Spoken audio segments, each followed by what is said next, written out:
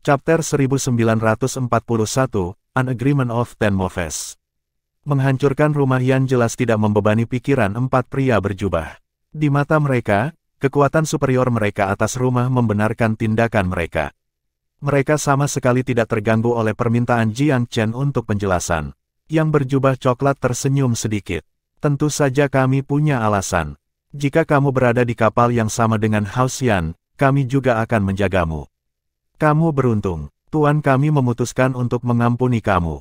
Petik 2. Jiang Chen mengerutkan kening. Nada bicara pria itu menjelaskan bahwa ia terbiasa bertanggung jawab. Bahkan mengetahui bahwa Jiang Chen adalah pewaris tanah suci abadi tidak mengubah sikapnya. Orang-orang ini pasti memiliki latar belakang yang cukup penting. Namun, Jiang Chen juga pria yang bangga. Semakin kuat yang lain, semakin kurang kooperatif dia. Tatapannya menjadi sangat dingin ketika dia berdesis dengan nada dingin, "Aku tidak tahu siapa tuanmu, tapi kita akan menentukan nasib kita sendiri. Kami tidak membutuhkan belas kasihan palsu kamu." Petik 2. Oh, suara pria berjubah coklat itu menajam. Udara mengental dan masih tegang. Yan Wanjun dan yang lainnya merasakan jantung mereka berdegup kencang. "Jiang Chen, haruskah kita meminta bantuan tanah suci?" Tanya Yan Qingsang pelan. Jiang Chen tidak menjawab. Dia melihat pria berjubah coklat dan teman-temannya. "Kamu mungkin terbiasa memberi perintah, tapi biarkan aku memberitahumu sesuatu. Tidak semua orang akan menari sesuai dengan nadamu, dan tidak semua orang mudah menjadi mangsa untukmu." Cek tak, "Nak, aku mendengar kamu berkontribusi pada resolusi pemberontakan tanah suci abadi, tetapi sejauh yang kami tahu, itu semua karena keberuntungan dan beberapa trik yang kamu lakukan. Apakah kamu pikir kami seperti pemberontak idiot di negara kamu?" Petik 2. Aku tidak peduli siapa kamu. Kalian berempat tidak berhak berbicara denganku seperti kamu lebih baik. Jiang Chen mendengus, nadanya biasa saja. Keempat pria berjubah saling bertukar pandang dan mendengus. Mereka membunuh banyak orang untuk sampai ke titik ini. Ada banyak darah di tangan mereka. Mereka tidak merasakan apa-apa setelah membunuh semua orang di House Yan. Bahkan, mereka tidak pernah merasakan apa-apa saat mengambil kehidupan. Pikiran mereka tetap kuat dan tak tergoyahkan. Mereka tidak akan beradab dengan Jiang Chen jika bukan karena perintah tuannya. Jadi dia adalah penerus dari tanah suci. Masalah besar, mereka masih tidak ragu untuk membunuhnya. Tanah suci yang abadi tidak ada di mata mereka. Nenek moyang yang dihormati adalah satu-satunya yang bahkan bisa menimbulkan ancaman bagi mereka. Dan tuan mereka tidak lebih rendah dari nenek moyang. Masuk akal jika mereka menganggap diri mereka superior dan bertindak sesuai dengan itu. Namun, mereka tidak berharap Jiang Chen menolak untuk bekerja sama. Mereka sekarang merasakan dorongan untuk membunuh pemuda itu. "Tuan kami mengatakan kepada kami untuk membebaskan kamu, Nak, tetapi tidak bijaksana jika kamu menyalahgunakan hak istimewa itu dan berjalan di depan kami." Ekspresi pria berjubah coklat itu menjadi gelap. "Aku harus memberimu pelajaran bahkan jika tuanku akan menghukumku." Jiang Chen tersenyum sedikit. "Apakah kamu akan datang pada aku bersama, atau satu persatu? Kita semua melawan kalian berlima."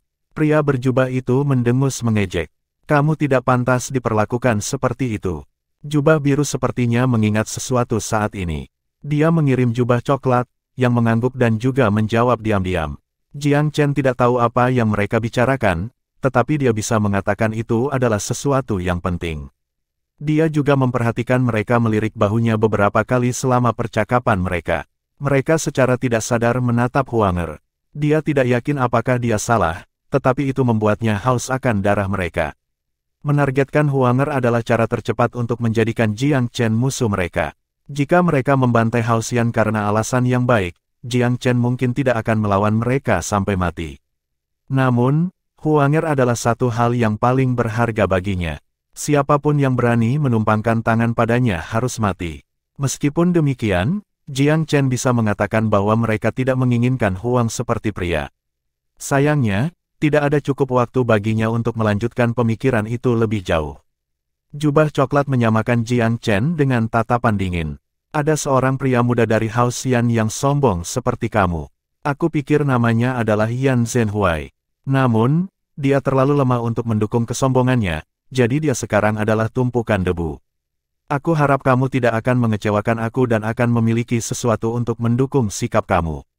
Aku tidak akan menjadi pengganggu." Jika kamu bisa selamat dari 5 pertukaran dengan aku dalam duel, aku akan memaafkan pelanggaran kamu hari ini. Jika kamu tidak bisa, itu akan melayani orang bodoh yang sombong seperti kamu berhak mati di tangan aku. Petik 2. Jiang Chen tersenyum sedikit. Jika kita akan bertarung, mengapa kita membatasi diri hanya pada beberapa pertukaran? Apa maksudmu? Jubah Brown berhenti. Dia tidak berharap pria muda itu tidak puas dengan tawarannya. Kita harus kekuatan kita berbicara untuk diri kita sendiri bahkan jika itu membutuhkan ratusan atau ribuan pertukaran pukulan. Tidakkah kamu merasa malu karena sesumbar bahkan sebelum kita mulai berkelahi? Bagaimana jika kamu gagal mengalahkan aku setelah beberapa ratus gerakan? Tidakkah itu akan menjadi puncak rasa malu? Petik 2. Jubah coklat meledak tertawa. Beberapa ratus. Nak, jika kamu bisa selamat 10 langkah dariku, aku akan dengan senang hati membiarkan kamu memiliki kepalaku. Petik 2. Jiang Chen benar-benar membuat pria itu marah. Itulah tepatnya yang dia coba lakukan. Dia pernah bertarung melawan para dewa sebelumnya, bahkan sebelum dia naik ke tingkat ke-6. Selain itu, dia bertukar pukulan dengan pria itu sebelumnya dengan Evil Golden Eye-nya. Bahkan jika dia tidak bisa mengalahkan kultivator dewa, dia yakin dia bisa melindungi dirinya sendiri. Janji pria itu untuk memberinya kepalanya memberi Jiang Chen unggul. Dia bertanya dengan serius, apakah maksudmu itu? Jubah coklat mengamuk. Tentu saja aku tahu. Jiang Chen mencibir. Aku tidak ingin kamu kembali pada kata-kata kamu. Kamu terlalu melebih-lebihkan dirimu, nak. Bagaimana kamu membuat aku menyesali kata-kata aku? Petik 2. Aku tidak bisa memaksamu untuk menghormati kata-katamu saat hidup atau mati. Aku tidak ingin kepala kamu. Sebaliknya, katakan padaku siapa kamu jika aku bisa selamat 10 serangan dari kamu. Petik 2. Jiang Chen mengubah ketentuan permainan. Pria itu memiliki 3 sahabat. Jika dia dikalahkan, mereka tidak akan membiarkannya membunuh kawan mereka, terutama karena jubah coklat tampaknya menjadi pemimpin kelompok. Chapter 1942, A Vortex of the Earth. Jiang Chen telah bertarung melawan para dewa sebelumnya dan memiliki pemahaman yang kuat tentang tingkat kekuatan mereka. Dengan kultivasinya saat ini, akan sulit baginya untuk mengalahkan satu atau bahkan bertarung langsung, tetapi dia yakin dia bisa memainkan permainan dan setidaknya tetap tak terkalahkan. Dia sangat berbeda dari siapa dia ketika dia pergi. Setelah naik ke Empyrean tingkat ke-6 dan memperoleh warisan dari istana ke-4 dan ke-5, baik dao bela diri dan peralatannya telah berkembang secara substansial. Jika dia bisa menembus ke tingkat ke-7, dia akan dapat pergi kaki ke kaki dengan setengah dewa. Dia teringat kembali pada pertempuran sebelumnya dengan para dewa seperti Forevater Golden Bell dan Yuchi. Pada saat itu, burung vermilion adalah kekuatan utama. Namun kali ini, dia telah mengambil masalah ke tangannya sendiri. Dia tersenyum sedikit ketika jubah coklatnya terdiam. Apa yang salah? Apakah kamu lebih takut mengungkapkan identitas kamu daripada mati? Petik 2. Pria itu mengejek. Takut. Aku hanya ingin tahu seberapa bodoh kamu harus bernegosiasi dengan aku. Petik 2. Jiang Chen mulai tidak sabar. Potong omong kosong. Katakan saja jika kamu punya nyali untuk mengambil kesepakatan. Petik 2. Jubah Brown tertawa mengejek dan menyatakan dengan nada angkuh, kamu akan mendapatkan apa yang kamu inginkan jika kamu bisa selamat 10 serangan dari aku. Ayo, nak. Petik 2. Jiang Chen tersenyum sedikit dan melemparkan tatapan tegas pada teman-temannya. Huang dengan lembut menarik sikunya, sorot matanya yang bersangkutan. Jiang Chen menepuk punggung tangannya. Jangan khawatir, aku telah bertemu dengan para dewa yang adil. Petik 2. Huang tahu itu tidak mungkin baginya untuk berubah pikiran setelah dia membuat keputusan. Dia mengingatkannya, hati-hati, jangan terbawa oleh pertarungan atau mengambil risiko yang tidak perlu. Petik 2. Dia khawatir, tetapi dia tahu bahwa dengan perlindungan burung vermilion, Jiang Chen tidak akan berada dalam bahaya yang mengerikan bahkan jika dia akhirnya kalah. Jiang Chen diam-diam memberitahu burung itu, Brother Vermilion, Brother Long, pertahankan formasi dan jangan khawatirkan aku. Lindungi Huanger dan yang lainnya. Petik 2. Dengan itu, dia berjalan keluar dari formasi dan terbang menuju ruang terbuka. Adalah hal asusila untuk bertarung di atas puing-puing Haoxian, kata Jiang Chen. Kenapa kita tidak pindah ke lokasi lain, tuan-tuan? Jubah Brown mendengus mengejek. Tidak perlu. Pria itu membuat apatisnya diketahui, sehingga Jiang Chen tidak mendorong sesuatu. Dia mengangguk. Jadi, Kalau begitu, jubah coklat sepertinya tidak menganggap serius Jiang Chen sama sekali. Dia tersenyum tipis. Kenapa aku tidak membiarkanmu menyerangku 3 kali pertama? Jiang Chen mencibir. Aku merasa malu untukmu dan cemoohanmu yang belum dewasa. Buat perubahan kamu. Tunjukkan 10 trik paling kuat kamu. Jangan menyesal tidak mencoba yang terbaik setelahnya. Aku tidak memiliki apapun kecuali penghinaan bagi mereka yang membenarkan kesalahan mereka dengan alasan.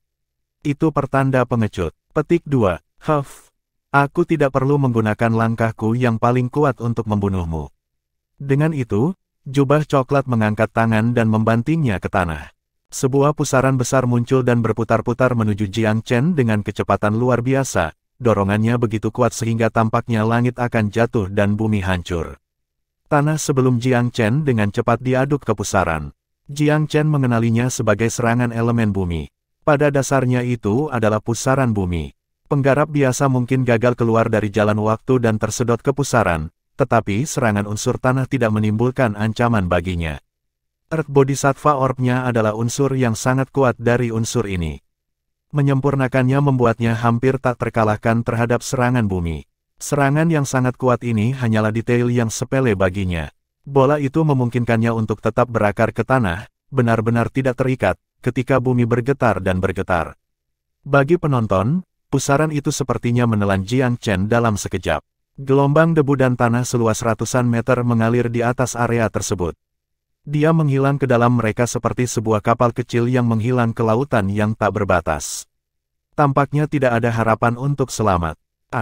Pemandangan itu mengguncang Huang dan Yan Qingsang sampai ke intinya. Huang sangat terpengaruh dan hatinya tenggelam. Rasanya karpet itu telah ditarik keluar di bawah kakinya. Kakinya menjadi lemah dan dia hampir pingsan.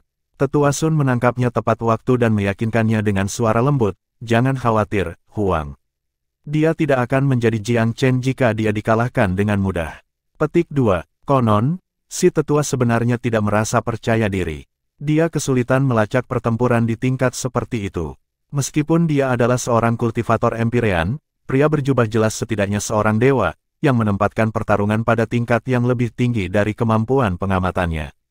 Pria berjubah coklat itu menyeringai mengejek dan menggelengkan kepalanya ketika dia melihat Jiang Chen menghilang ke pusaran, bergumam, seorang pemuda yang penuh dengan dirinya sendiri. Jenius dari Tanah Suci tidak lain adalah produk dari zaman. Dia tidak punya apa-apa untuk mendukung reputasinya. Betapa menggelikan baginya untuk membuat dirinya seperti itu. Petik 2. Dia cukup percaya diri dalam tekniknya. Seseorang harus menghindari pusaran untuk kesempatan bertahan hidup. Setelah ditangkap, semua pasir dan tanah akan menyelimuti korban dan merobeknya menjadi berkeping-keping. Awalnya, pria berjubah coklat itu khawatir tentang tidak menaati kehendak tuannya, tetapi Jiang Chen telah kehilangan terlalu mudah.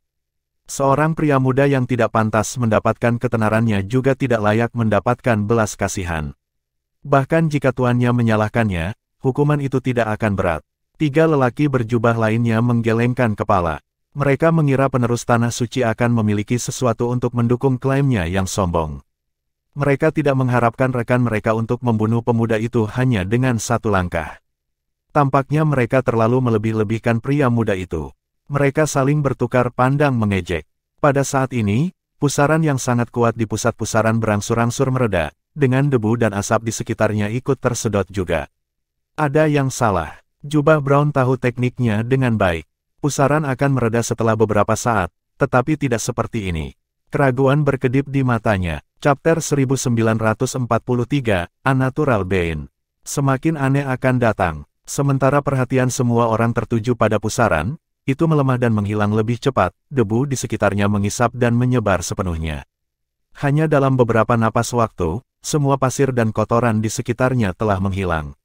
Udara sudah tenang, tidak ada pusaran, tidak apa-apa. Jiang Chen berdiri seperti jempol yang sakit. Pakaiannya dalam kondisi bersih. Bahkan rambutnya serapi sebelumnya. Seolah-olah dia hanya berdiri di sana, menunggu sebentar, tidak terpengaruh oleh apapun yang terjadi di sekitarnya. Apa yang? Jubah coklat tidak bisa mempercayai matanya. 3 sahabatnya juga tidak bisa. Apa yang sedang terjadi? Bahkan jika pria muda itu berhasil selamat dari pusaran bumi, itu setidaknya harus meninggalkan beberapa bekas pada dirinya. Tidak ada yang lebih memalukan bagi pria berjubah coklat itu. Yan Wanjun dan yang lainnya menjadi cerah. Huang sangat senang. Kesuraman terangkat dari wajahnya dan hati yang peduli kembali ke tempatnya. Tetua Sun tidak bisa menahan kegembiraannya. Aku tahu dia baik-baik saja. Belum ada pertempuran yang dilakukan Jiang Chen sehingga dia tidak menang. Petik 2. Yan Qingsang mengayunkan tinjunya dan berseru dengan keras, itu benar. Tidak ada seorang pun di Miriat Abis yang bisa mengalahkannya. Petik 2. Jiang Chen menatap pria berjubah coklat dengan senyum tipis. Orang-orang yang tidak tahu kebenaran mungkin curiga kamu akan meremehkanku. Itu adalah hal paling menghina yang bisa dia sampaikan. Napas coklat jubah tersentak, wajahnya memerah. Jika bukan karena jubahnya yang menyembunyikan wajahnya, semua orang akan melihat betapa memutar-mutarnya ekspresinya saat ini. Kemarahan mendidih di hatinya. Sekarang dia benar-benar marah. Namun, dia harus mengakui bahwa dia meremehkan pemuda dan perkelahian itu. Jiang Chen jauh lebih sulit untuk ditangani daripada yang diharapkan. 9 gerakan lagi. Kamu sebaiknya memikirkan dengan baik apa yang akan kamu lakukan. Senyum Jiang Chen yang lebih tenang adalah, semakin berat pukulan ke ego jubah coklat. Tuan muda itu bertindak seperti ini bukan perkelahian, tapi sesi perdebatan ramah. Aku harus mengakui kamu tidak sepenuhnya tidak kompeten dan ada sedikit sesuatu untukmu, nak, tapi itu hanya pemanasan. Tentu saja dia tidak akan mengakui bahwa langkah pertamanya adalah salah satu tekniknya yang paling kuat. Dia harus memainkannya untuk menyelamatkan muka. Jiang Chen mendengus. Kamu sebaiknya selesai melakukan pemanasan dalam 10 gerakan. Aku akan menunjukkan kepadamu apa itu api penyucian dengan anakku yang kedua, nak. Jubah coklat muak dengan sikap Jiang Chen. Dia sudah merencanakan urutan 10 teknik yang akan dia gunakan, tetapi rencana itu sekarang di luar jendela. Dia akan mengajari pemuda itu pelajaran menyakitkan dengan langkah pamungkas, lebih disukai membuat pemuda itu menyesali hidupnya dalam 3 serangan. Terlepas dari ejekan Jiang Chen, tuan muda itu berkonsentrasi penuh pada pertempuran. Dia tidak ada di tempat untuk mengambil musuhnya dengan ringan. Dia tidak lebih baik dari pria berjubah. Hanya secara kebetulan dia bisa menggunakan Earth Bodhisattva Orb yang kuat untuk dengan mudah menghilangkan serangan pertama, dan itu juga alasan mengapa dia begitu tenang. Dia bisa mengatakan bahwa pria berjubah terspesialisasi dalam elemen bumi. Jika serangan selanjutnya semuanya dengan elemen yang sama juga, Jiang Chen yakin dia akan bisa melakukannya dengan mudah. Dia akan menunggu dan melihat ketika pria itu menyadari inti masalahnya. Seorang spesialis bumi tidak akan dapat mencapai tingkat kekuatan yang sama dengan serangan elemen lain, yang akan membuat segalanya lebih mudah bagi Jiang Chen. Dari cara jubah coklat berbicara melalui gigi yang terkatup, Jiang Chen berspekulasi bahwa langkah selanjutnya akan menjadi salah satu yang terbaik dari pria itu. Itulah tepatnya yang dia inginkan. Dia ingin melihat seberapa kuat teknik pria paling sombong itu. Jubah coklat membuat serangkaian segel tangan saat dia meneriakkan. Dari telapak tangannya muncul serangkaian mesin terbang yang aneh. Mereka berlipat ganda dan melompat ke udara seperti makhluk hidup. Simbol-simbol mengisi udara dan berubah menjadi tangan hitam. Setiap jari tampak seberat gunung. Kehadirannya cukup mengancam untuk menjatuhkan langit. 5 jari membentuk gunung, jalan menuju neraka terbuka. Bawa dia, 5 jari membentuk gunung. Gumpalan pembatasan hitam memancar dari tangan, tampak seperti kilat hitam yang melingkari Jiang Chen. Pembatasan memicu dan muncul dengan intensitas menusuk telinga. Jari-jari menjulang di atas pemuda itu dan membanting. Jiang Chen memiringkan kepalanya ke langit. Yang bisa dia lihat hanyalah tangan yang besar ketika jari-jari gunung perlahan-lahan turun ke arahnya. Dia tetap tenang, tidak ada perubahan yang berkedip di wajahnya. Jari-jari pegunungan masih merupakan elemen bumi, yang berarti mereka tidak akan menimbulkan tantangan baginya selama dia memiliki bola itu. Vortex bumi dimaksudkan untuk mengocok musuh menjadi berkeping-keping, sedangkan jari-jari pegunungan dimaksudkan untuk menghancurkan musuh. Secara alami, yang terakhir lebih dramatis, sengit, dan menakutkan. Pembatasan hitam adalah sangkar, mencegah musuh melarikan diri. Bahkan sebelum tangan mendarat, kehadirannya yang kuat saja sudah cukup untuk menghancurkan tendon dan tulang, atau bahkan menghancurkan kehendak seseorang. Kekuatannya melebihi batas imajinasi seseorang. Teknik ini memanfaatkan energi kinetik, gravitasi, dan pembatasan yang menakutkan. Tampaknya sederhana, tetapi sebenarnya rumit. Meskipun demikian, tidak ada bedanya dengan Jiang Chen. Di jantung segala sesuatu, itu adalah serangan elemen bumi. Earth Bodhisattva Orb adalah sumber dari segala sesuatu di bumi. Ini memancarkan daya larut dan menyerap yang kuat, beresonansi dengan jari-jari pegunungan dan menarik energi mereka. Dalam waktu singkat, kekuatan serangan yang menakutkan itu menghilang, memperlihatkan tangan hitam itu apa adanya. 5 jari perlahan-lahan jatuh terpisah dengan semua orang bersaksi. Membanting, itu menghancurkan cara serangannya, kuat dan perkasa, tetapi pemandangan itu membuat pembudidayanya putus asa. Ini tidak mungkin, pria berjubah coklat itu menatapnya dengan tak percaya. Namun kenyataan itu kejam, hanya dalam beberapa napas waktu, jari-jari pegunungan telah runtuh sepenuhnya. Jubah Brown nyaris tidak bisa mempercayai matanya, dan ketiga temannya sama terkejutnya. Mereka tahu betapa kuat jubah coklat dan tekniknya. Bahkan jika mereka yang melawan pemimpin mereka, mereka akan kesulitan menghadapi serangannya. Namun, pemuda itu tampaknya menjadi kutukan alami dari teknik-teknik itu. Chapter 1944, Unultimate, Signature Move. Serangan Brown Cloak membuktikan kehebatannya sebagai manusia setengah dewa. Bahkan Yan Wanjun mendecakkan lidahnya ketika dia menyaksikan keganasan serangan pria itu. Dia sendiri mungkin tidak akan menanggung 2 serangan jika dia yang mengambilnya. Dia akan terluka parah, jika tidak langsung mati. Tetua Sun mengagumi keterampilan Jiang Chen lebih dari itu. Xinghan, apakah kamu melihat itu? Gumamnya kepada muridnya. Jiang Chen adalah tujuan kamu di jalur bela diri Dao. Chu Xinghan terpesona dengan apa yang dilihatnya. Jika dia tidak berdiri pada jarak yang terhormat dan dilindungi oleh Tetua Sun, dia akan tersapu ke dalam kejatuhan itu. Kultivasi di bawah empyreannya agak terlalu rendah untuk itu. Dia telah melihat kemampuan tempur Jiang Chen yang luar biasa sejak penandatanganan. Ketika Jiang Chen telah bertarung dengan Komandan Yan dari penjaga elang biru milik Bruce Smoke, tingkat empiris tingkat ke-9 yang terakhir tidak berdaya di hadapan Tuan Muda. Itu sudah memberikan pemahaman yang baik tentang kemampuan sejati kenalan lamanya. Meski begitu, dia masih terguncang. Orang yang diambil Jiang Chen saat ini bukan hanya Raja ke-9 tingkat ke-9, ia adalah seorang dewa, hanya selangkah lagi dari menjadi dewa yang penuh sesak. 3 atau 4 komandan Yans yang ditambahkan bersama-sama tidak serta-merta mampu menjadi yang terbaik untuk jubah coklat, tetapi Jiang Chen menjawab dengan suasana yang mudah. Dia tidak lagi digambarkan hanya dengan istilah genius. Ketika dia pertama kali melihat Jiang Chen di Kerajaan Timur, Chu Xinghan adalah murid kedua di bawah Tuan Sui Yue, seorang jenius luar biasa dalam haknya sendiri. Pada saat itu, kultivasinya sudah cukup untuk mengendalikan Jiang Chen. Jika Tetua Sun tidak melakukan intervensi dengan memaksanya kembali, Jiang Chen akan benar-benar tidak berdaya untuk melawannya. Mungkin itu satu-satunya kesempatan bagi Chu Xinghan untuk mengalahkan Jiang Chen kapan saja dalam hidupnya.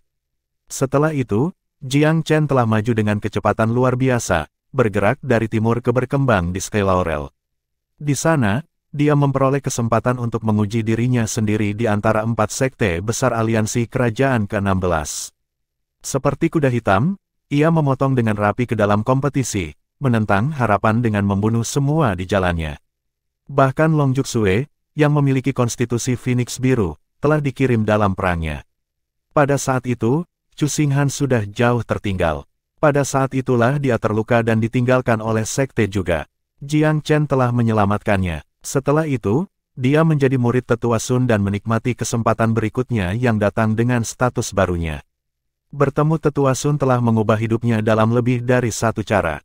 Dibandingkan mantan rekan-rekannya, dia adalah yang terbaik dengan tembakan panjang. Dibandingkan dengan Jiang Chen, masih ada celah besar yang mencolok di antara mereka. Chu Xinghan tidak cemburu. Dia tahu bahwa prestasi Tuan Muda itu tidak datang dari satu hari kerja. Faktanya, kesuksesan Jiang Chen mendorong dan memotivasi dirinya. Bahkan dengan asal mula yang rendah, dia tetap berhasil sejauh ini. Tidak ada alasan bagi Chu Xinghan untuk tidak bekerja keras sehingga ia dapat melakukan hal yang sama. Pertempuran berlanjut. Mantel coklat yang penuh kemarahan itu benar-benar kacau. 2 pukulan kuat berturut-turut masih belum membuat penyok dalam pertahanan Jiang Chen, hasilnya merusak mentalnya. Meskipun tempo serangannya telah meningkat sebagai hasilnya, efek sebenarnya mereka kurang dibandingkan dengan 5 jari gunung dari sebelumnya.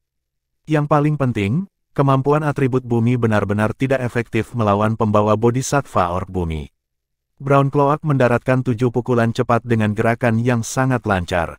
Jiang Chen tidak repot-repot melakukan serangan balik. Sebagai gantinya, dia menghadap mereka secara langsung. Pertahanannya semakin luar biasa untuk itu, dan mengejek kepada pencetusnya.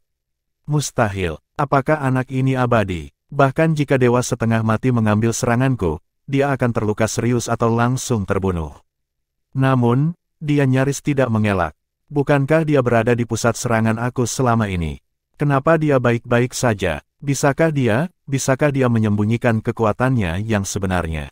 Petik 2. Kemungkinan itu membuatnya gemetar. Dia mulai dengan cermat meneliti Jiang Chen sekali lagi. Pria muda itu tidak terlihat seperti monster tua yang menyamar karena penampilan dan usianya yang sebenarnya selaras, tetapi sulit membayangkan seseorang yang begitu muda untuk menjadi cukup kuat sehingga perlu menyembunyikan kekuatannya. Ini membuat jubah coklat menemui jalan buntu. Dia memiliki 3 gerakan tersisa. Jika dia tidak bisa menghadapi lawannya pada waktu itu, dia akan dinyatakan kalah.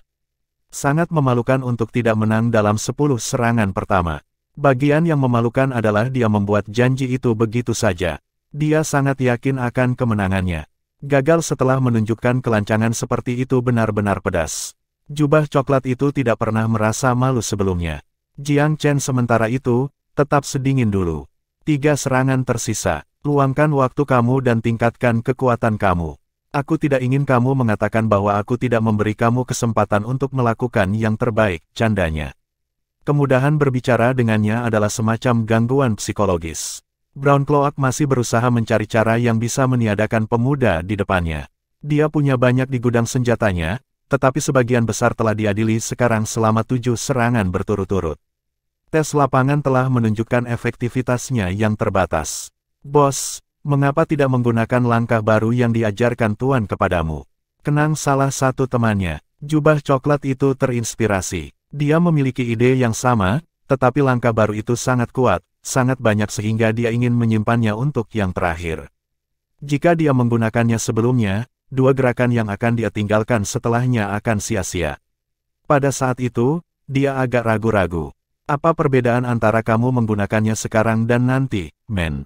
Apa yang kamu tunggu-tunggu? Cetak biru itu dikirimkan lagi. Temannya ada benarnya, jubah coklat itu sadar. Dia bahkan mungkin tidak memiliki kesempatan untuk menggunakannya nanti. Resolusi itu memaksanya untuk menjadi serius. Diputuskan, kalau begitu, ini akan menjadi serangan pamungkasnya. Entah itu berhasil, atau dia gagal total. Sesederhana itu. Jika pemuda itu dapat menahan serangan ini, pria yang lebih tua harus kehilangan persetujuan mereka. Chapter 1945, The Ultimate Showdown. Di seberang jubah coklat, Jiang Chen bisa merasakan perbedaan yang nyata pada lawannya. Kesadarannya yang kuat memungkinkannya untuk mendeteksi bahwa lawannya menyerang untuk gerakan terkuatnya. Apakah dia masih memiliki 3 langkah lagi? Apakah dia menggunakan yang terbaik lebih cepat dari jadwal? Pria muda itu tidak berani meremehkan musuhnya. Dia menghadap ke bawah setengah dewa, bukan kultivator biasa. Dia tidak memiliki hak untuk menganggap enteng seseorang sekuat ini. Jiang Chen memfokuskan pikirannya 120%.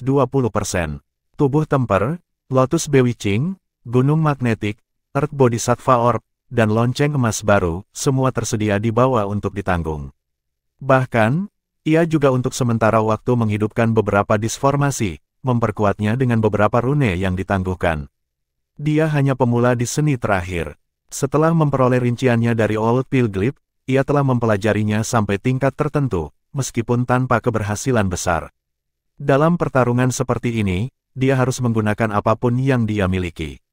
Setiap bangsal tambahan akan bermanfaat. Dia juga tidak membungkuk di bidang pelanggaran. Bila perlu, pelanggaran yang baik bisa menggantikan pertahanan. Busur naga suci dan pedang Taiji Pisces adalah senjata ampuh untuk pembunuhan. Memuji mereka adalah formasi pedang piala surgawi, sama mematikannya dengan caranya sendiri. Mantel coklat memperhatikan perubahan Jiang Chen. Aku harap kamu benar-benar menikmati yang berikutnya, nak. Dia tahu bahwa Jiang Chen telah mempersiapkan segala cara yang dia bisa untuk serangan terakhirnya. Mereka memiliki saling pengertian, namun, Brown Cloak sudah terkekeh sendiri. Jika lawannya fokus pada sisi fisik benda, ia sudah cukup banyak kalah. Serangan terkuatnya kuat baik secara fisik maupun mental. Esensinya terletak pada penggunaan bagian fisik yang kuat sebagai tabir asap untuk mendaratkan serangan menyelinap pada kesadaran. Tentu saja, Jika itu saja sudah cukup, maka semuanya akan lebih baik. Tetapi jika sampai pada bagian mental, dia bisa langsung menghancurkan kesadaran lawannya begitu berhasil. Karena itu adalah kelemahan kultivator yang paling vital, seorang korban tidak memiliki peluang untuk selamat setelah dipukul. Brown Cloak membuat serangkaian segel tangan. Dalam beberapa saat, sulur kabut hitam berkumpul di sekelilingnya. Mereka memuntahkan dan menyembur dalam misteri yang konstan. Dia menyapu keliman pakaiannya di tanah, meletakkan bendera hitam kecil di sana. Dia melakukannya berkali-kali berturut-turut, menjatuhkan mereka semua tentang medan di sekitarnya. Sekilas, bendera-bendera itu tampak sangat kacau dan ditempatkan secara acak. Namun, ketika kabut hitam menyebar di atas mereka, area yang diliputi bendera mengambil aura yang lebih menyeramkan. Pada saat berikutnya, angin yang mengerikan dari neraka itu sendiri membekukan udara di sekitar mereka. Jiang Chen menemukan bahwa tanah di bawahnya tampak membeku. Tapi itu tidak tampak seperti kemampuan atribut es.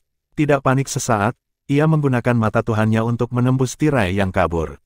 Itu memungkinkan penggunanya untuk melihat melalui setiap kerudung, apakah kegelapan, labirin, atau kabut yang menghalangi penglihatannya. Dengan demikian, bentuk bendera hitam kecil di bawah kabut gelap tampak jelas. Bendera menggambar garis besar binatang iblis yang besar. Hulk yang sedang bergerak bangkit dari tanah, perlahan bangkit. Itu adalah monster hitam pekat, iblis, kolosal dan ganas. Anggota tubuhnya berdesir dengan otot yang kuat. Bersiaplah untuk mati, nak. Bendera hitam yang lebih besar tiba-tiba muncul di tangan coklat. Dia mengarahkannya ke arah Jiang Chen, yang merasakan kesadarannya goyah. Pada saat berikutnya, monster berotot menyerang ke arahnya. Momentum belaka dan kebiadaban monster itu membuat Jiang Chen ketangguhannya. Harumping, dia mengucapkan mantra yang mengarahkan Bewitching Lotus of Ice dan Fire untuk menemukan banyak sekali tentakel. Dalam sekejap, ribuan tanaman merambat menjerat monster dalam gulungan mereka. Binatang itu sangat jahat dan brutal. Monster biasa tidak akan mampu bergerak 1 inci pun setelah terjerat, tetapi satu deru ekstremitasnya yang meraung menyebabkan tanaman merambat di kulitnya merobek dan robek. Untungnya, Lotus memiliki kemampuan regeneratif yang kuat. Meskipun terus-menerus rusak, tanaman merambat dan sulur-sulurnya terus-menerus menyerbu monster itu. Jiang Chen tahu bahwa itu tidak bisa dibiarkan lebih banyak gerakan, kalau tidak, monster itu akan membebaskan diri dari semua tanaman merambat di atasnya. Dia mengaktifkan gunung emas magnetnya, mengirimkan badai magnetik meluncur ke arah monster itu. Badai tidak terlalu merusak, tetapi mereka akan mengganggu dan menghambat gerakan target mereka. Lawan yang diremehkan dengan cara ini tidak akan bisa mengumpulkan kekuatan mereka atau menemukan ritme tempur mereka. Dia juga tidak berhenti di situ. Penghitung terbaik untuk monster ini adalah lonceng emasnya. Itu semakin kuat dengan setiap pertarungan yang dia lakukan, dan dia terus memanfaatkan energi kuno di dalamnya. Kemampuan ofensif dan membatasi keduanya telah meningkat pesat. Bel berbunyi dengan dengung yang indah. Cahaya yang berlapis emas menyala dari setiap inci permukaannya, tampaknya melemahkan binatang iblis itu. Bahkan, monster itu sudah sedikit gemetaran. Meskipun masih berjuang keras, ia melakukannya dengan frekuensi dan kekuatan yang jauh lebih sedikit. Senyum aneh melengkung di mulut jubah coklat itu. Dia melambaikan bendera di tangannya, mengarahkannya pada Jiang Chen beberapa kali lagi. Jiang Chen merasakan serangkaian gangguan dalam kesadarannya lagi. Segera setelah itu, segel rantai di sana gelisah dengan perlawanan. Chapter 1946, Utter Despair. Segel rantai telah melindungi kesadaran Jiang Chen lebih dari sekali. Sejak dia mulai mengejar Dao, banyak musuh yang mencoba menghancurkan pikirannya. Namun, mereka semua gagal karena segel. Itu melindungi Jiang Chen dari pasukan luar setiap kali dan mengusir serangan. Itu adalah garis pertahanan terakhirnya, dan yang paling kuat dan paling tersembunyi. Teknik lainnya terlihat sekali digunakan, tetapi bukan segel rantai. Itu hanya bisa dideteksi jika seseorang menyerang kesadarannya. Bendera. Jiang Chen segera menyadari bahwa keanehan yang sebenarnya bukanlah binatang buas, tetapi bendera di tangan pria itu. Di permukaan, bendera itu tampaknya adalah apa yang mengarahkan binatang itu, tetapi kemungkinan besar itu adalah senjata yang menyerang pikiran. Mungkin itu adalah harta yang bisa menyerap jiwa seseorang. Dia sadar apa yang direncanakan musuh. Rubah yang licik. Binatang itu adalah tabir asap. Jika kesadaran aku tidak sensitif dan keterampilan pengamatan aku tidak tajam, aku akan berada dalam masalah besar. Begitu dia menyadari ancaman nyata, pertahanan segel rantainya menjadi lebih kuat. Tidak peduli seberapa coklat jubah mengibarkan bendera dan menyesuaikan gerakannya, serangan mental diajukan untuk menembus kesadaran Jiang Chen, hanya menyisakan sedikit riak di belakangnya. Jika kesadaran Jiang Chen adalah lautan luas, serangan itu mirip dengan melemparkan kerikil ke dalam air yang tak terbatas. Mungkin meninggalkan jejak di permukaan, tetapi itu tidak akan pernah membuat gelombang, apalagi tsunami. Jadi dia bagus dalam sesuatu. Orang lain kemungkinan akan menjadi korban serangan yang tidak terduga. Jiang Chen masih belum pulih dari langkah terakhir. Segel rantai telah menyelamatkannya lagi. Jika bukan karena meterai, dia tidak tahu berapa kali dia akan menderita di tangan musuhnya. Lebih lanjut mengeraskan tekadnya untuk sepenuhnya memahaminya. Brown Cloak sangat gelisah. Dia memanfaatkan kekuatan penuh dari teknik ini. Tidak peduli bagaimana ia menyesuaikan bendera, serangan tak terlihat pada jiwa gagal bahkan mengguncang kesadaran pemuda itu.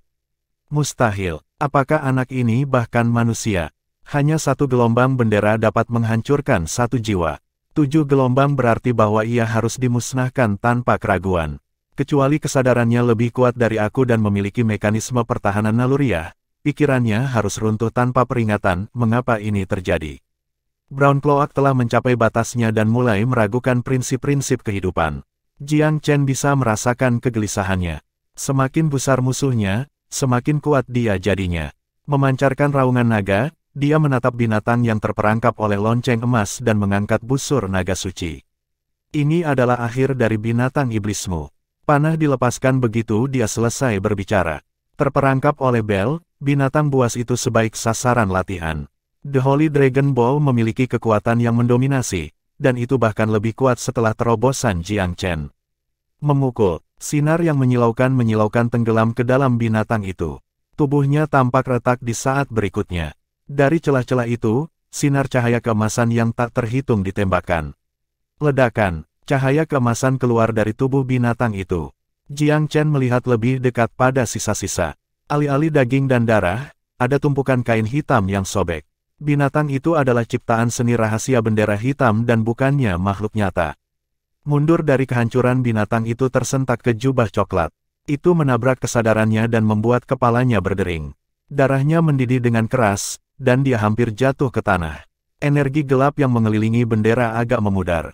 Jiang Chen terkekeh. Kamu yang menyerang. Sekarang izinkan aku menunjukkan kepada kamu apa yang aku dapatkan. Petik 2. Dengan hiasan segel tangan, formasi pedang piala surgawi membelah udara. Banyak pedang menghujani coklat seperti meteorit. Matanya terbelalak, jubah coklatnya membuat bendera itu menghilang dengan gelombang. Duduk tegak dengan tangannya, jubahnya membentang menutupi seluruh tubuhnya. Itu berubah menjadi baju besi, memantulkan cahaya menyilaukan dan memberikan perlindungan penuh bagi penggunanya. Pedang terbang menghantam baju besi coklat dengan tabrakan yang menusuk telinga, tetapi tidak mampu menembus pertahanan. Mereka kembali ke Jiang Chen setelah kegagalan mereka. Tampaknya formasi SWOT Heavenly Kalis tidak cukup untuk menerobos jubah. Jiang Chen mendecakkan lidahnya dengan rasa ingin tahu. Jubah yang sangat kuat, dia mengalihkan pandangannya ke pria berjubah lainnya. Jadi keempat jubah itu adalah set baju besi yang tidak bisa ditembus daripada pakaian biasa. Dia agak mengagumi tuan keempat pria itu sekarang. Dengan bawahan sekuat mereka, tuan pasti lebih dari itu. Ketika serangan baliknya gagal mencetak hit, Jiang Chen melakukan hal yang terhormat dan menghentikan tindakannya. Dia menatap pria itu dengan senyum supercilious. 2 langkah lagi, Jiang Chen mengingatkan dengan santai. Emosi yang rumit tersapu oleh jubah coklat. Jika bukan karena jubah yang menutupi wajahnya, orang lain akan melihat betapa terkejutnya dia. Serangan terakhir adalah yang paling kuat dan lebih kuat dari semua teknik lainnya. Namun pria muda itu tetap tidak terluka sama sekali. Ini adalah keputusasaan. Dia telah bertemu dengan banyak musuh yang perkasa. Hanya dewa yang bisa memiliki kekuatan pertahanan seperti itu. Pundak Brown Cloak merosot sedih. Mungkinkah Jiang Chen menjadi dewa? Apakah pemuda itu menyembunyikan kekuatannya yang sebenarnya? Dia tahu itu tidak mungkin benar, tetapi pertahanan tingkat semu ilahi pemuda itu membuatnya tak berdaya. 2 gerakan lagi. Apakah ada kebutuhan untuk melanjutkan? Harapannya baru saja padam. Ini akan menjadi perjuangan yang sia-sia untuk mencoba hal lain. Pada titik ini, dia tidak mungkin terus menekan tanpa malu-malu. Dia bertukar pandang dengan teman-temannya, diam-diam memberitahu mereka bahwa dia telah melakukan yang terbaik. Mereka tidak kalah kagetnya dari dia. Serangan terakhir itu adalah sesuatu yang bisa mereka semua lakukan, tetapi tak satu pun dari mereka yang menguasainya ke tingkat Brown Cloak. Jika dia tidak bisa menyakiti pemuda itu, tidak ada yang bisa mereka lakukan untuk mengalahkannya. Chapter 1947, The Truth Comes Out. Ah, sudahlah, kami sepakat untuk 10, tetapi aku telah menghabiskan sebagian besar keterampilan hidup aku pada 8. Namamu Jiang Chen, Brown Cloak terdengar lelah dan sedih, tetapi ada juga catatan kekaguman yang langka di sana. Jadi kita sudah selesai berkelahi. Jiang Chen tertawa. Ya, Brown Cloak masih agak kesal. Apa yang ingin kamu ketahui? Dia bersyukur bahwa mereka tidak mempertaruhkan nyawa mereka. Membocorkan asal-usulnya jauh lebih mudah dilakukan daripada menyerahkan hidupnya. Tertawa, Jiang Chen berpaling ke 3 individu berjubah lainnya. Aku juga tidak keberatan, aku percaya. Aku nomor 1 di antara mereka. Apa yang aku katakan? Lanjut, Brown Cloak berkata dengan dingin. Baik-baik saja maka, katakan di mana kamu berasal dan alasan kebrutalan kamu terhadap Hausian. Jika kamu tidak memiliki alasan yang cukup untuk melakukan semua pertumpahan darah ini, kamu akan bertanggung jawab atas kejahatan kamu. Petik 2. Pertahankan pertanggungjawaban kami. Brown Cloak mendengking. Itu cukup mudah. Jika kamu memiliki kekuatan untuk, silakan bunuh kami. Sayangnya, aku berani mengatakan bahkan nenek moyang tanah suci kamu tidak akan berani melakukannya. Tidak ada ahli yang ingin membuat marah tuan kita. Petik 2. Apakah itu dianggap sebagai jawaban? Jiang Chen membalas dengan dingin. Pria berjubah coklat itu terkekeh. Identitas asli kami tidak penting lagi. Kehilangan sejarah, seolah-olah. Aku kira kamu dapat memanggil kami 4 ahli alam sekarang. Aku angin pertama. Petik 2. Angin pertama. Itu jelas nama panggilan dan bukan nama asli. Jiang Chen mengerutkan kening. Kenapa kamu meniduriku dengan ini? Tidak sama sekali, jubah coklat itu menggelengkan kepalanya. Kami hanya dikenal oleh satu identitas sekarang, pelayan dari Tuan.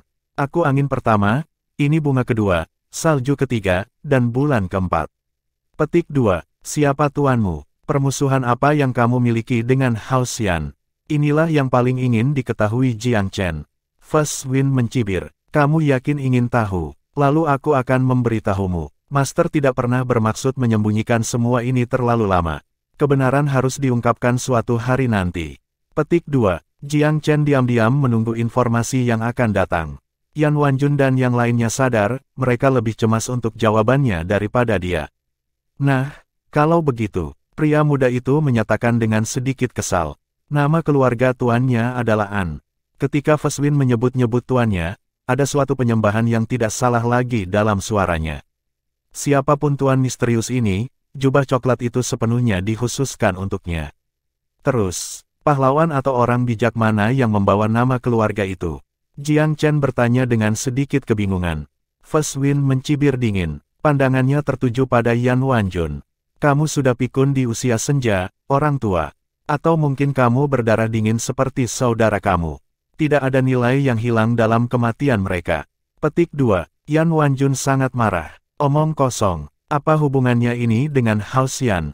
Petik 2. Apa hubungannya dengan Hausian? Feswin tertawa panjang dan kasar. Hatimu benar-benar sekeras batu. Apakah putra kamu tidak memberitahu kamu bahwa nama keluarga menantu kamu adalah An juga?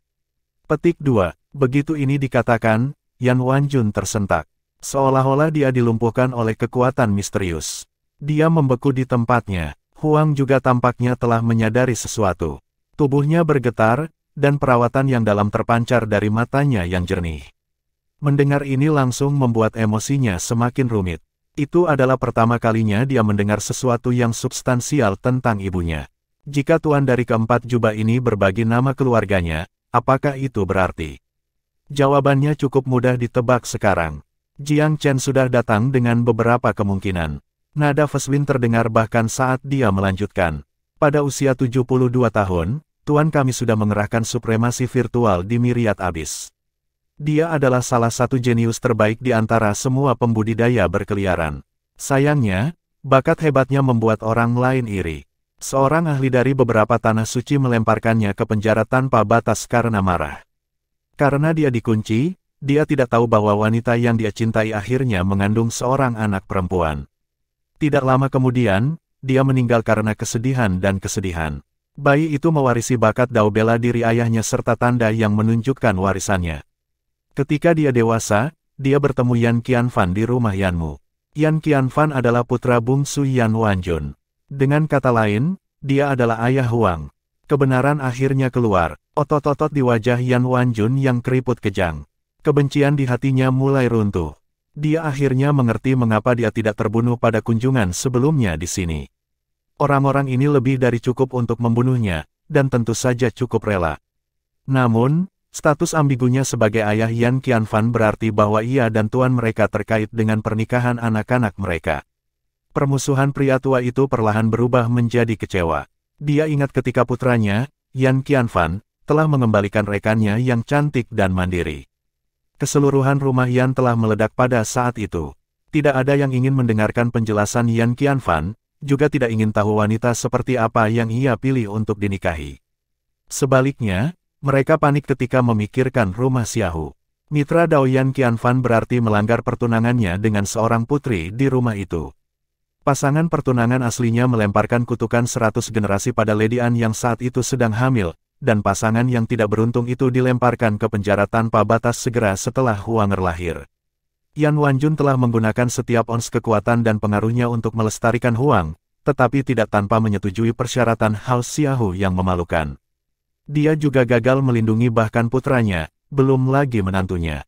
Kenangan masa lalu ini menghapus kemarahannya. Pemimpin keempat jubah ini adalah ayah mertua putranya. Mengingat penderitaan putrinya, mengapa dia tidak membalas dendam ketika dia akhirnya bisa? Yan Wanjun akan melakukan hal yang sama. Jiang Chen merasa sulit untuk mengatakan apa-apa juga. Kadang-kadang, sulit untuk memilah-milah siapa pihak yang benar ketika datang ke karma. Jika tuan dari keempat lelaki berjubah ini adalah kakek dari pihak ibu Huang, maka dibenarkan baginya untuk mencari keadilan bagi putrinya. Dengan cara yang sama, bisa dimengerti bagi Yan Wanjun dan Yan Qingsang untuk membalas balik atas nama balas dendam. Sulit untuk menemukan kesimpulan dari siklus pertumpahan darah. Kamu bilang ingin balas dendam, Yan Wanjun, tapi aku tidak mengerti dari siapa kamu ingin balas dendam. Mengapa kamu tidak mengatakan apa-apa ketika putra kamu mengalami kesedihan seperti itu? Bagaimana dengan menantu dan cucu perempuan kamu? Fu Win sama mengejeknya. Jika tuanku tidak menahan diri demi putrinya, menantunya, dan demi cucunya, kematian akan menjadi makanan penutup kamu juga. Chapter 1948, News of Parents. Jiang Chen akhirnya mengerti poin-poin kebingungan yang dia alami sebelumnya. Orang-orang ini tidak berbelas kasihan sedikit pun selama pembantaian di Haus Yan. Mereka hanya menyelamatkan Yan Wanjun karena koneksi yang agak tak terduga. Suasana menjadi agak canggung. Balas dendam dalam bentuk apapun jelas bukan pertanyaan sekarang. Yan Wanjun tidak mampu melakukan hal seperti itu, tetapi bahkan jika dia mampu, sulit untuk menilai apakah tanggapannya sesuai. Huang merasakan emosi yang agak campur aduk ketika dia mengetahui bahwa kakek dari pihak ibu bertanggung jawab atas pembantaian Haus Yan. Dia tidak tahu apa yang harus dirasakan terhadap rumah sejak awal, karena itu telah menindas daripada merawat sebagian besar hidupnya. Karena sifatnya yang baik dan lembut, dia sama sekali tidak membenci Haus Yan untuk itu. Namun untuk berharap dia menghargai itu, sama sekali tidak realistis. Selain itu, dia tidak ingin kedua kakeknya terlibat dalam konflik lebih lanjut. Mereka berdua keluarga baginya. Jiang Chen menyadari mengapa keempat orang berjubah itu menganggap Huang berbeda dari yang lain. Dia adalah cucu tuan mereka dan nyonya muda mereka dengan haknya sendiri. Seperti yang dia harapkan, Fu Win memberi hormat Huang dengan hormat setelah dia selesai. Miss Huanger, tuan telah memerintahkan kami untuk menunggumu di sini. Ketika kamu muncul, dia ingin kami membawa kamu untuk menemuinya. Petik 2. Silakan ikut dengan kami, Nona muda. 3 pria berjubah lainnya juga memberi hormat. Meskipun telah mengalami banyak hal dalam hidupnya, Huang merasa tidak berdaya untuk sesaat oleh perubahan drastis ini. Dia meminta bantuan Jiang Chen. Dia tidak bisa membuat keputusan sendiri dengan enteng. Jika tuanmu benar-benar adalah kakek dari pihak ibu dari Huang, aku tidak melihat alasan mengapa dia tidak boleh mengunjunginya, Jiang Chen menyatakan dengan dingin. Namun, apakah kamu memiliki bukti aktual tentang kebenaran kata-kata kamu? Keempat jubah berkedip secara kolektif. Yang membuat mereka kecewa, mereka tidak memiliki bukti fisik. Setelah berdagang dengan Jiang Chen, Feswin tahu betapa mahirnya pria muda itu. Pendapatnya tidak bisa diabaikan. Mengapa kamu perlu bukti? Jika tuan kita bukan kakek dari si nona muda, mengapa dia harus campur tangan dalam masalah Haoxian? Karena bosan, dia dengan cepat menoleh ke wanita muda itu. Nona muda, darah memanggil darah. Tuan kami adalah ayah dari ibumu, kakekmu sendiri. Sebagai juniornya, bukankah paling tidak kamu harus menyapanya sekali seumur hidup? Petik 2. Memikirkannya sejenak, Huanger mengambil keputusan. Seorang gadis harus mendengarkan perkataan ayahnya, dan kemudian suaminya ketika menikah. Aku sudah mengikat masa depan aku dengan Brother Chen dan setuju dengannya. Sulit untuk mempercayai kamu tanpa bukti material. Petik 2. Terlepas dari apa yang dia katakan, Huang sudah percaya Feswin sampai batas tertentu. Sulit untuk membuat kebohongan yang rumit, mengingat bahwa tidak banyak yang diinginkan para dewa ini dari mereka. Mengapa mereka membuang-buang waktu di sini? Tuan akan sangat sedih mendengar kamu mengatakan itu, Nona muda, jawab Feswin, sedikit bingung. Seharusnya tidak. Jika kakek aku benar-benar mencintai aku, dia seharusnya datang untuk mencari aku sendiri daripada mengirimi kamu empat. Huang mendesah pelan. Dia menghargai semua anggota keluarganya.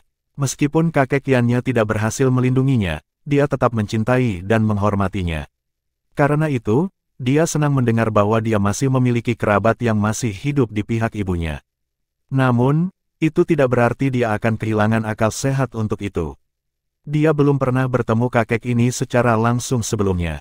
Mereka terkait erat dengan darah, tetapi keintiman tidak bisa tiba-tiba menyala dengan periode kontak yang begitu singkat. Tuan itu benar, desah Feswin. Dia memperkirakan kamu akan mengatakan sesuatu seperti itu, Nona muda. Tetapi jika kamu tahu mengapa dia tidak datang, kamu tidak akan seperti itu. Petik 2. Kenapa dia tidak datang sendiri? Bisakah kamu memberitahu aku? Huang bertanya dengan rasa ingin tahu. Tuan telah membawa orang tuamu keluar dari penjara tanpa batas. Saat ini, ia sedang menyembuhkan luka-luka mereka dan memperbarui konstitusi mereka di dalam dunia rahasia. Petik 2. Apa? Orang tua aku sudah diselamatkan. Sukacita yang tak disengaja menerangi wajah Huang. Orang tuanya jauh lebih dekat dengannya daripada seorang kakek belaka. Ada hubungan yang melekat antara seorang anak dan orang tua mereka. Jiang Chen sangat gembira mendengar kabar baik juga. Dia tahu bahwa masalahnya telah lama mengganggu Huanger. Jika mereka benar-benar aman dan sehat, pada akhirnya akan teratasi. Yan Wanjun sama-sama senang. Dia berasumsi bahwa putra dan menantunya telah lama meninggal di penjara tanpa batas, karena tempat itu sangat berbahaya bagi para penggarap. Tiba-tiba kabar baik menyebabkan dia menangis sedih. Dalam kehidupan ini, ia paling berutang putranya Yan Qianfan. Ketika seluruh rumah menentangnya, bahkan dia tidak bisa mendukung putranya sendiri. Dia menyerah pada tekanan luar biasa dari orang-orang di sekitarnya. Setiap kali dia mengingatnya, Yan Wanjun merasa belati melintas di hatinya. Dia menyesali pilihan masa lalunya, tetapi bisakah dia benar-benar berjalan di jalan lain jika diberi kesempatan untuk melakukan sesuatu? Belum tentu. Yan Qingsang memiliki kesan pamannya yang telah lama hilang. Karena dia sedikit lebih tua dari Huanger, beberapa kenangan masa kecil masih ada. Dia senang atas nama Huang mendengar bahwa pamannya baik-baik saja. Huanger yang biasanya tenang sangat tersentuh ketika dia mendengar tentang keselamatan orang tuanya. Dia bertanya Feswin tentang mereka dengan sungguh-sungguh.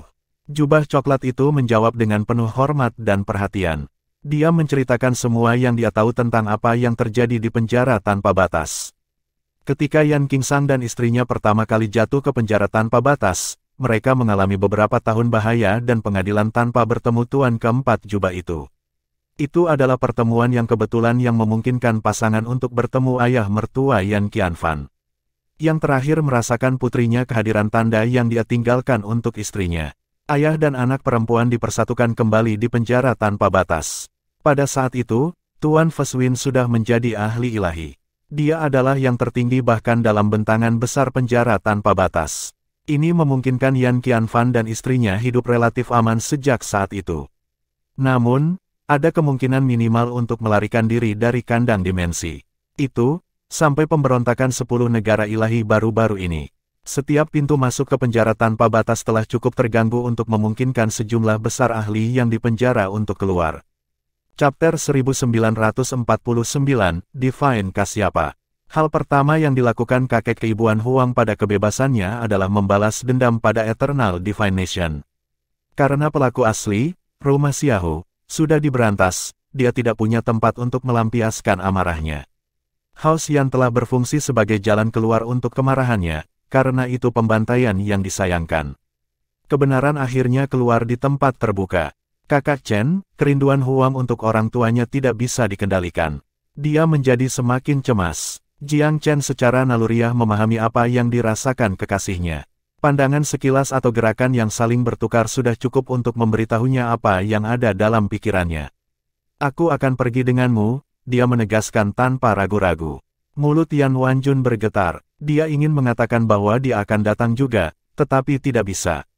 Tuan Feswin, dengan kata lain, ayah mertua putranya, tidak memiliki pendapat yang baik tentang dia. Diragukan apakah kehadirannya memang diinginkan. Jika dia tetap pergi, dia hanya akan membuat segalanya lebih canggung untuk semua yang terlibat. Menekan keinginannya untuk melihat putranya lagi, dia menoleh ke Huanger. Sama baiknya kamu pergi berkunjung. Aku mengecewakan mereka di masa lalu, sama seperti aku lakukan kamu. Adalah baik bahwa kamu dan orang tua kamu harus bersatu kembali satu sama lain. Nasib Rumah Yan adalah hasil dari karma. Aku tidak dalam posisi untuk berbicara lebih jauh. Berlangsung, Feswin mencibir. Menurut pendapatnya, Yan Wanjun hanya melakukan suatu tindakan untuk mendapatkan simpati dari cucunya. Huang memiliki perspektif yang berbeda. Dia sudah berdamai dengan kakeknya dan bisa memahami kesulitan dan kesulitannya. Selain itu, dia tahu kakeknya selalu menyesali pilihan masa lalunya. Kakek, kamu tidak bisa berbuat banyak sendiri saat itu. Sudah bertahun-tahun, aku pikir ayah akan mengerti. Kamu adalah ayah dan anak pada akhir hari. Yan Wanjun menghela nafas panjang. Dia melambai dengan murung, tetapi tidak mengatakan apa-apa lagi. King Sang, Tetua Sun, kembali ke Tanah Suci bersama Tetua Wanjun. Aku akan menemani Huang pada perjalanan ini, perintah Jiang Chen. Baik, jaga Huanger dan dirimu juga, Tetua Sun mengangguk siap. Sebagai orang luar, bawahan masa lalu paling banyak, ia tidak memenuhi syarat untuk berkomentar di sini. Ini urusan keluarga. Feswin dan teman-temannya tidak menentang kehadiran Jiang Chen. Sang master telah mendengar tentang mertuanya yang baru ditemukan, yang seharusnya menjadi jenius legendaris. Dia ingin melihat apakah pujian itu berlebihan atau tidak. Sangat ideal bahwa kamu datang, Tuan Muda Chen. Petik 2. Nada suaranya sangat berbeda dari dirinya yang dulu bangga. Terbukti, metode dan kemampuan Jiang Chen telah mendapatkan rasa hormat dan hak untuk berbicara. Ayo, memimpin jalan. Jiang Chen tetap tenang dalam menghadapi perawatan barunya. Sikapnya yang dingin membuatnya mendapat penilaian yang lebih baik lagi dari keempat jubah itu. Sangat jarang menemukan seseorang di generasi yang lebih muda yang setara dengan Feswin dalam pertempuran, tetapi sifatnya yang dingin dan tabah masih lebih jarang. Pria muda ini ditakdirkan untuk kebesaran. Pertandingan yang cocok untuk Miss Muda. Tuan itu pasti senang. Sepanjang jalan, Huang mengetahui dari jubah bahwa nama kakek dari pihak ibu adalah Anjiase. Di penjara tanpa batas, ia dikenal sebagai Divine Kasyapa. Nama ibunya adalah An Yuer. Huanger biasanya bukan orang yang suka bercakap-cakap, yang membuatnya tak henti-hentinya merayu empat jubah sepanjang perjalanan mereka. Dia terus bertanya setelah orang tuanya. Tempat di mana Divine Kasyapa tinggal sangat terpencil. Bahkan dengan kapal udara, butuh beberapa hari untuk sampai ke tempat yang tampak seperti pulau terpencil. Di sini, Huang sedikit terkejut. Aku ingat tempat ini menjadi salah satu tanah terlarang di Myriad Abyss.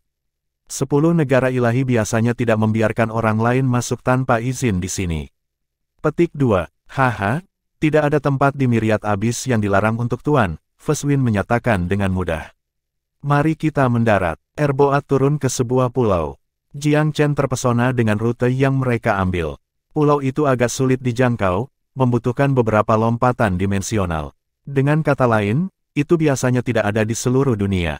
Ini adalah dunia rahasia yang bonafit. Penggarap ilahi memang sulit dipahami. Tanpa bimbingan, pada dasarnya tidak mungkin untuk menemukan ranah rahasia seperti ini, kecuali dibuka secara sukarela.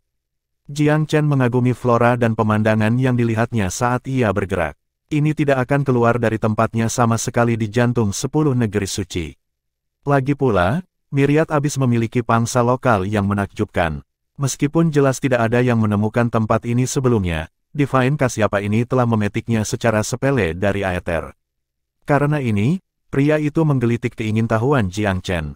Apa yang telah dilakukannya cukup mengagumkan dalam dirinya sendiri. Datang ke obelis berukir, Feswin membuat beberapa stempel tangan saat dia mentransmisikan, "Yang mulia, kami 4 elemen alam telah membawa pulang Nona Huang." Cahaya menusuk menyala dari obelis di saat berikutnya, menyulap sejumlah rune bergelombang yang terbuka seperti serangkaian gerbang. Lanjutkan, ruang melewati pintu masuk benar-benar berbeda. Daripada bangunan dan arsitektur yang megah, hanya ada pemandangan liar, yang ditekankan dengan bunga-bunga indah dan pohon-pohon yang mewujudkan jiwa alam. Di ujung jalan sempit itu ada sebuah menara, lebih tepatnya, sebuah pagoda.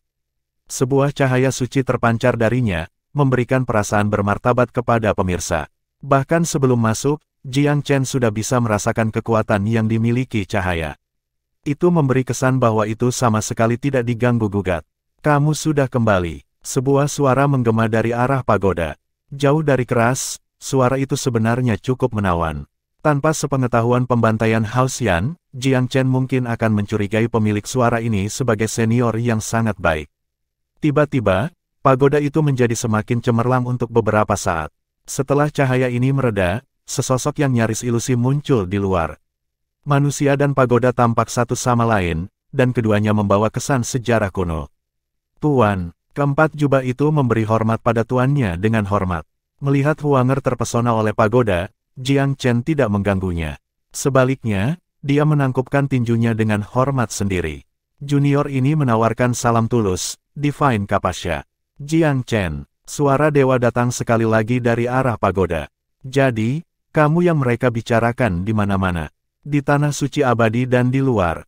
Petik 2. "Itu aku. Aku akan berpikir rumor kecakapanku yang seperti itu terlalu dilebih-lebihkan. Aku kurang dari sebagian kecil dari apa yang mereka buat aku menjadi." Jiang Chen tertawa. Chapter 1950, A Divine's Dejection. Divine Kasyapa terlihat cukup nyata, tetapi juga anehnya ilusi. Aura misteriusnya mengingatkan Jiang Chen pada banyak dewa yang telah dilihatnya di alam surga kehidupan sebelumnya. Mereka secara seragam menikmati membuat pintu masuk seperti ini. Penggarap ilahi benar-benar sesuatu yang lain. Sebenarnya, dewa jauh lebih tercengang daripada Jiang Chen pada saat ini. Penampilannya yang saleh tidak memberikan tekanan apapun pada tamunya. Pria muda itu tampak sangat nyaman. Yang paling penting, sinar kesadarannya yang tersembunyi yang dikirim untuk menyelidiki milik Jiang Chen telah benar-benar hilang, seperti batu yang dilemparkan ke lautan. Setelah mencapai keilahian, ia selalu menyelidiki kesadaran orang lain dengan tidak lebih dari kemudahan santai. Namun, dia benar-benar gagal di sini. Pria muda ini sama tajam dan cekatannya dengan yang dikatakan rumor. Kesan pertama sangat penting, dan Jiang Chen telah berhasil membuat yang sangat baik pada Divine Kasyapa. Huanger mengangkat kepalanya untuk memeriksa Divine Kasyapa dengan mata jernih. "Apakah kamu penguasa angin pertama dan yang lainnya?" Gumamnya. "Mereka mengatakan kepadamu bahwa kamu menyelamatkan orang tuaku. Dan, kamu kakek aku." Petik 2. Gadis bodoh. Apakah kamu masih meragukan kebenaran ini? Hati Divine Kasyapa melebur dalam kehangatan dan kasih sayang. Fitur gadis itu hampir identik dengan almarhum rekan daunnya. Tiba-tiba dia merasa seperti kembali ke masa mudanya. Huang menempelkan bibirnya, agak tidak yakin bagaimana harus menjawab. "Sebelum aku memanggilmu kakek, bisakah aku melihat orang tuaku dulu?" Dia bertanya dengan serius. Hati ilahi tergerak sekali lagi. Dia akan menganggap perilaku seperti itu dari orang lain tidak pantas, tetapi ini adalah cucunya sendiri. Dia tidak bisa menolak satu-satunya anggota keluarga yang dia tinggalkan di dunia. "Ayo," desahnya pelan. Awalnya Huang khawatir bahwa kakek yang tidak pernah dia temui akan menjadi palsu. Dia bertanya-tanya apakah orang tuanya benar-benar ada di sini. Kakeknya jauh lebih baik daripada yang dia bayangkan dan tidak menolak permintaannya. Ini memberinya keyakinan yang lebih besar padanya. Yan Qianfan dan An Yuer tidak dalam kondisi yang baik, tetapi mereka cukup mampu. Divine Kasyapa telah menyelesaikan pembaruan konstitusi mereka, menghapus luka laten yang mereka alami di penjara tanpa batas. Mereka tentu saja berkali-kali lebih baik daripada ketika mereka pertama kali memasukinya. Sebelum dikunci, mereka sangat menderita di tangan rumah Yan dan Xiaohu. Meskipun demikian, mereka masih bermeditasi untuk pemulihan. Dewa tidak akan membiarkan mereka diganggu. Mereka perlu 1 minggu lagi untuk membangunkan, Huang. Kamu akan punya banyak waktu untuk dihabiskan bersama orang tua kamu kalau begitu. Divine Kasyapa menyukai gadis muda itu semakin dia menatapnya. Dia tahu tentang keberadaan cucu perempuan ini jauh sebelum dia menatapnya, dan dengan demikian memberikan banyak nilai pada ikatan darah satu-satunya ini. Itulah sebabnya dia meninggalkan 4 pelayannya yang paling terpercaya di dekat House Yan, untuk menunggu kemunculan Huang. Dia bersyukur dia tidak harus menunggu terlalu lama. Dia mengangguk ketika dia melihat budidaya empirean awal Huang. Tidak buruk. Kamu telah melakukannya dengan cukup baik untuk diri kamu sendiri sebagai cucu perempuan aku. Waktu terbaik orang tua kamu untuk berkultivasi sudah lewat. Sangat mungkin bagi mereka untuk mewarisi warisan ilahi aku. Kamu berbeda, kamu masih muda dan berkembang. Aku benar-benar akan membantu kamu tumbuh menjadi kultivator ilahi dengan hak kamu sendiri. Petik 2. Huang hanya tersenyum tipis ketika mendengar kata-kata ini. Dia tidak peduli tentang kultivasi seperti yang diharapkan orang lain. Divine Kasyapa bahkan lebih bahagia dengan reaksi suaminya yang suam-suam kuku. Sangat bagus. Kamu memiliki kesederhanaan dan pengekangan, sifat-sifat yang akan membantu kamu melangkah jauh di dunia bela diri Dao. Aku memiliki harapan besar untuk kamu, Huanger. Petik 2. Terima kasih, kakek. Setelah melihat orang tuanya di sini, Huang tidak lagi menolak untuk memanggil dewa karena hubungannya dengan dia. Pikiran bahwa kakeknya telah membunuh begitu banyak dari House Yan membuatnya tidak dapat segera dekat dengannya. Dia tidak membenci, takut, atau membencinya, mereka hanya perlu lebih akrab satu sama lain. Kasyapa memperhatikan bahwa cucunya masih jauh darinya. Dia memandang pasangan daunnya dengan hasrat yang tidak selalu terbuka, tetapi lebih keintiman. Dia agak sedih atas ini. Daging dan darahnya sendiri seharusnya tidak dapat dipisahkan dari kakeknya. Sungguh, hidup ini penuh dengan tikungan dan belokan yang menarik. Sang dewa menghela nafas pelan, lalu melirik Jiang Chen lagi. Aku bisa melihat bahwa Huang sangat peduli dan sangat menyayangimu. Aku mendengar bahwa kamu membalas cintanya dengan baik. Fakta bahwa kamu berhasil menghilangkan kutukan kuno dan esoteris seperti kutukan binding generasi menandai betapa luar biasanya kamu. Petik 2. Jiang Chen tersenyum tipis. Dia tidak sedingin Huang terhadap orang tua itu. Itu hanya keberuntungan. Huang dan aku telah melalui bersama-sama tanpa masalah. Aku percaya bahwa surga akan memberkati persatuan kita. Petik 2. Langit, Kasyapa terkekeh. Kehendak surga sulit untuk diprediksi. Bahkan kita para dewa tidak bisa mengklaim tahu tingkahnya. Petik 2. Jiang Chen tersenyum lagi. Kamu mungkin tidak tahu, tapi aku bisa mengklaim sebaliknya. Dia telah menjadi putra seorang kaisar surgawi dalam kehidupan sebelumnya, dan ayahnya telah memberikan alam semesta yang besar di antara pesawat-pesawat surga. Dengan demikian, ia memiliki wewenang tentang apa pendapat tentang surga, bukan bahwa ia dapat mengungkapkan hal ini tanpa mengajukan pertanyaan lebih lanjut. Divine Kasyapa memandang dengan serius ke arah Jiang Chen. Feswin memberitahuku tentang kemampuanmu yang luar biasa meskipun masih muda. Dia menderita kerugian kecil di tangan kamu, Tetapi kamu harus berhati-hati untuk tidak menjadi terlalu penuh dengan diri sendiri. Sekali waktu, aku juga memiliki bakat yang sama. Mungkin tidak fenomenal seperti kamu sekarang, tetapi aku tidak jauh. Sayangnya, surga iri dengan pencapaian aku dan menghancurkan nasib aku. Perjalanan waktu telah mengambil istri dan anak aku dari aku, mengusir aku dari siang hari ke penjara tanpa batas. Ya, aku sudah menjadi dewa sekarang, tapi terus kenapa? Cintaku tidak akan pernah kembali padaku. Aku tidak bisa membalik waktu untuk menghapus cobaan yang diderita putri aku. Cucu perempuan aku masih jauh dari aku. Apakah kamu pikir hidup aku telah sukses? Nada suara dewa sangat bertentangan. Kesedihan dan penderitaannya berdering benar.